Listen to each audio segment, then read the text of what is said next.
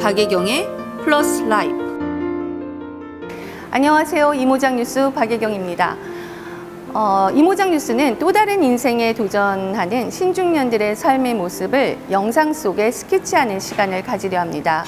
오늘 그 첫 번째 인물을 만나러 이곳 서울시 녹본동에 위치한 위너 셰프를 찾았습니다. 이곳은 외식 창업 인큐베이팅을 하는 공간인데요. 용어가 다소 생소하시죠? 성공이 불확실한 벤처 회사가 사업에 성공할 수 있도록 지원하는 일을 하는 벤처 인큐베이팅이라는 말이 있습니다. 이 말처럼 인큐베이팅 대상을 외식 업체 창업에 포커스를 맞춘 것이죠. 혹여 또 다른 인생 도전에 외식 창업을 생각하고 계셨다면 흥미로운 공간이 아닐까요? 이제 문을 열고 외식 인큐베이팅을 관장하는 주인공을 만나보겠습니다.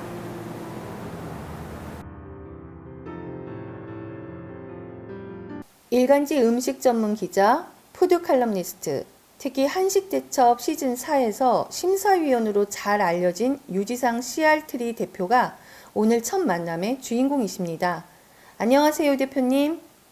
네, 안녕하세요. 기자, 칼럼니스트 등 푸드 관련 글쓰기와 평가 등에 관한 일을 해오시다가 외식 창업 인큐베이팅으로 인생 이모작을 시작하신 배경이 궁금합니다. 일단은 뭐 이런 일을 해야 되겠다라는 생각은 안 하고 있었고요. 그냥 언론사에 있으면서 이제 자꾸 이제 연차가 되다 보니까 후배들이 밀고 올라오는 것도 있고, 더불어서 연차가 되면 기사 쓰기가 더 쉽지 않냐라고 얘기를 하는데, 글을 쓰는 게 갈수록 부담이 되고 또 그 연차에 맞는 또 글을 만들어내야 된다라는 게 상당한 스트레스로 작용을 하더라고요. 그래서 이제 내가 방을 뺄 때가 된 거 아닌가라는 생각이 들어서 빼자 그렇게 마음 먹고 이제 뺐고, 어떤 미련 없이 그냥 훌훌 털자 그러고 털어버린 상황인데, 막상 나와 보니까 찬바람이 엄청 쌩쌩 분 거예요. 야, 이게 제대로 된 판단인가라고 이제 고민을 했었는데, 그래서 이제 일단은 그래도 먹고 살아야 될 거 아니에요. 그래서 이제 취재하면서 얻은 여러 가지 경험이라든가 이런 걸 바탕으로 해서, 자, 음식점을 하자. 음식점을 하는데 대략 그 테이블이 한 두세 개 정도 되는 식당을 만들어서 내가 좋아하는 사람들하고 음식 이야기를 나누면서 그런 식으로 운영을 해야지라고 누구한테 나름의 앞으로 나의 인생 이모작을 얘기를 했다가 엄청나게 혼났어요. 혼난 이유가 기자 생활을 하면서 그 사회적으로 받은 게 엄청나게 많을 텐데 그걸 갖다 자기 혼자 독식하는 거 아니냐.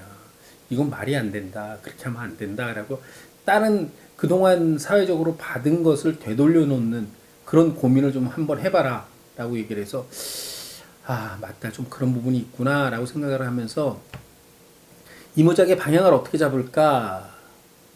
일단 받은 걸 돌려줘야 된다. 라고 하면서 이제 떠올려 본 게 그동안 취재라든가 여러 가지 과정에서 본 것 중에서 요리사들이 의외로 굉장히 열악한 환경에서 너무 애를 쓰고 있는 거예요. 특히 우리가 요리다라고 생각을 하면 그 요리의 현장은 굉장히 박봉이에요.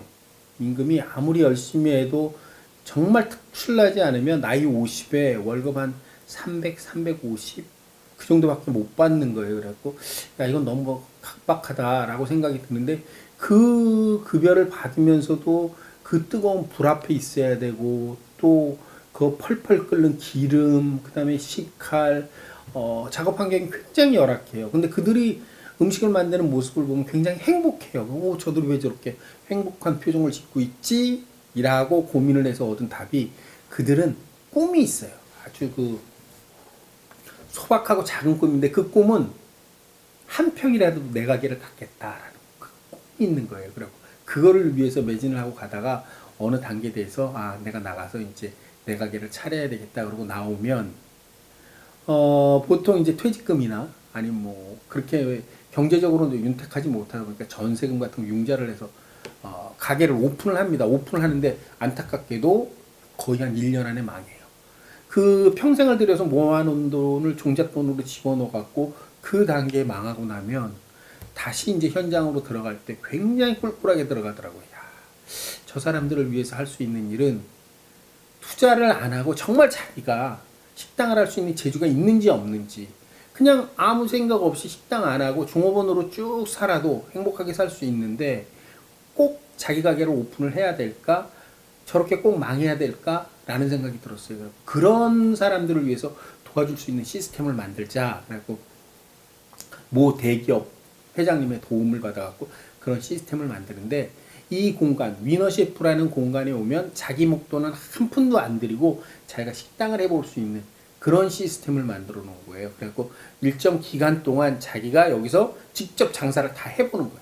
해보는 시스템을 만들어 놓고 그동안 만약에 망할 거면 여기서 망해라. 여기서 망하면 자기 종잣돈은 그대로 살아있는 거고 그 다음에 예를 들어서 흥해야 되겠다. 그럼 옆에서 도와줘 갖고 여기에서 나름대로 기반을 닦아서 밖으로 나가면 연착륙하고 바로 수익을 낼 수 있지 않느냐. 왜냐면 사실 사업을 해갖고 바로 수익을 낸다라는 건 굉장히 어려워요. 시행착오도 여러 가지 해봐야 되고 근데 그 시행착오도 여기서 겪으면서 저랑 같이 의논하면서 방향성도 설정을 하고 그러다 보면 좋은 결과가 나오지 않나라는 생각이 드는데 그런 식으로 진행이 됐습니다. 위너셰프는 어떻게 인큐베이팅이 되나요? 일단 뭐 사업 계획서라든가 이런 거를 만들어서 그걸 본 다음에 거기서 사업 계획서를 보고 그다음에 직접 대면 면접을 봅니다. 면접을 보고 또 실기 평가라는 과정을 거쳐서 진짜 요리를 할 수 있는 사람인가. 여기는 요리부터 가르쳐 주는 건 너무너무 부담스럽고 요리에 대해서는 최소한 기본적인 거는 갖추고 들어와야 됩니다. 들어오면 그 사람이 요리 실력도 되고 흔한 얘기로 음식을 집에서 하는 음식과 파는 음식은 달라요. 그러니까 보통 이제 이 업종에서는 이런 얘기를 하는데 주문이 들어오면 쳐내야 된다라고 그런 얘기를 하는데 손님이 주문이 들어왔을 때 바로바로 내놓을 수가 있어야 되거든요.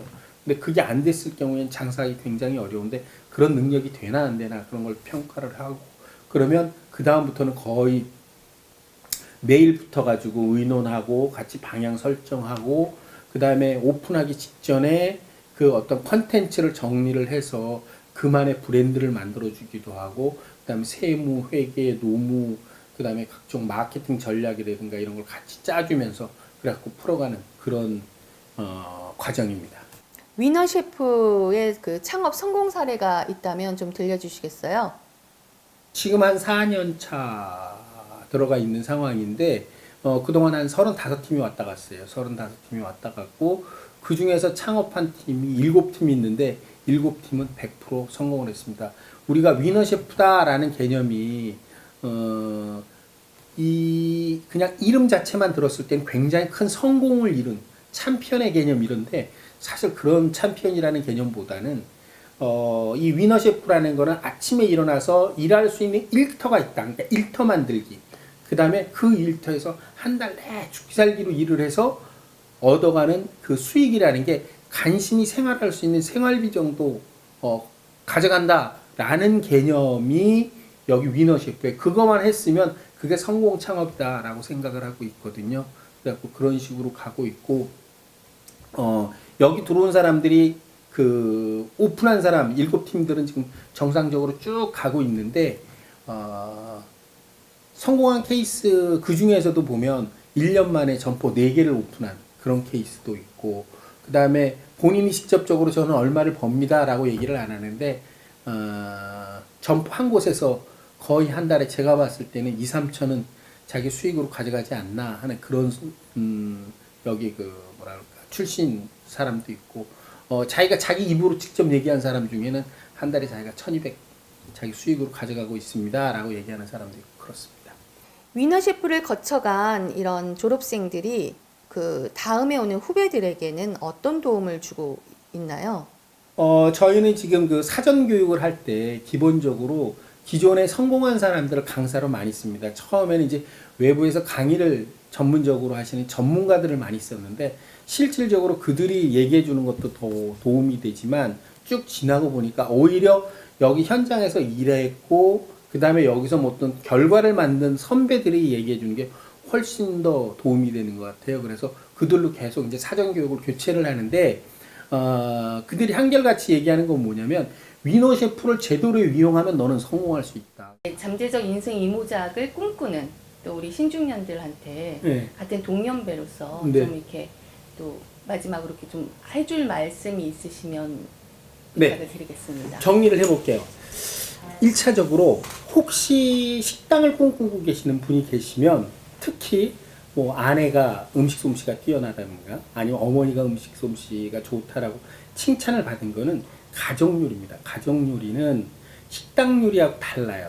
그렇기 때문에 그거에 혹해갖고 식당을 내지는 말아라. 아, 네. 그리고 식당을 꿈꾸고 있으면 반드시 저한테 와서 1차적으로 상의를 한번 해라.